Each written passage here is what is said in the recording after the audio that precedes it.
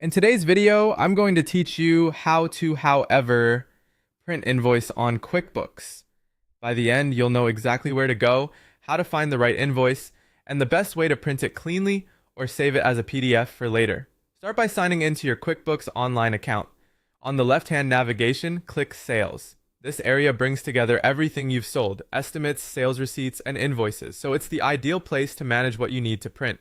From there, select All Sales. If your left menu is collapsed, hover to expand it so you can see the full labels. Opening all sales ensures you're looking at the entire list rather than just recent activity, which makes it easier to find any invoice, old or new. Now let's narrow things down so you can quickly locate the exact invoice you want. Use the filter and choose Invoices. This trims the view to invoices only and removes other sales types that don't need printing. You can refine further by date range, customer status, or simply type part of the invoice number or customer name into the search bar. When you see the one you need, click the invoice to open it. Take a quick moment to review the details, customer, line items, dates, and totals, so you know you're printing the final correct version. When the invoice is open, look for the print or preview option. Click that to generate a clean preview of the document. This is your chance to confirm the layout, make sure your logo and company details look right, and verify that nothing is cut off. From the preview, select Print.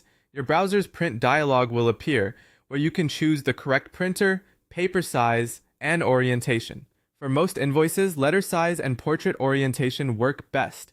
Keep scale at 100% so your totals and columns align properly. If your browser tries to add headers or footers, turn those off so the invoice looks professional. If you prefer a shareable copy or want the most consistent formatting, choose to download the invoice as a PDF first, then print the PDF.